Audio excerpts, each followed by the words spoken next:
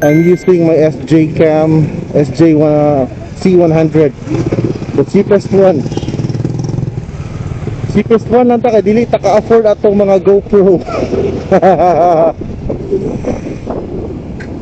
Dili ta ka-afford atong GoPro.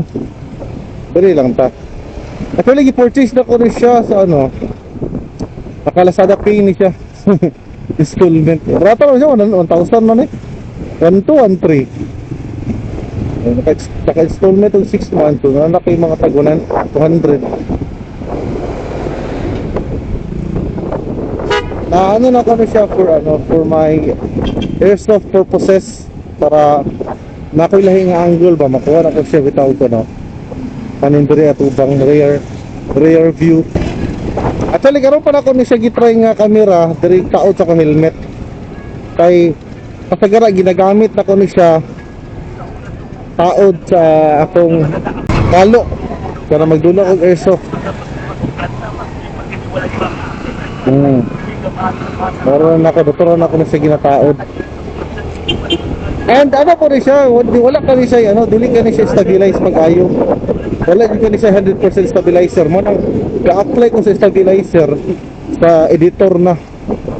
Pero lahira magud tong conjugate ka ng camera gid nga naka-built siya ka ng stabilize.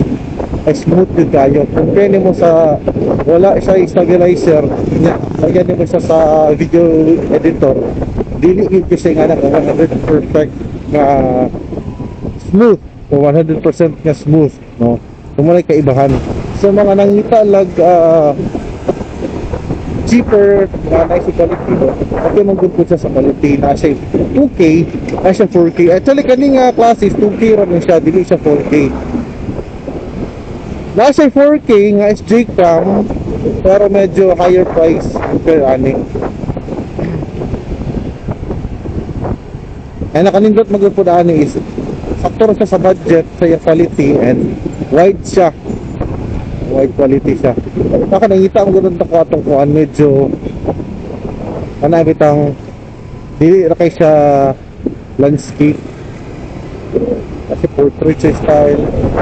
At least good na kayo eh. Binag for your riding purposes, mga nani lang. Ay ka namang laag mo. And napo din siya kisa for underwater, so pwede hindi siya malungkot sa tubig. Water resistant siya. Sabi na sa ganahan ako niya kay gabi siya ka light, hagkap kayo siya. Pag once ibutang nimo siya sa imong kalo, sa kalo, ay kagandagan ka kasi kung airsoft ba, kagandagan ka may hindi mo ma-feel na nakagibutang sa imong kalo.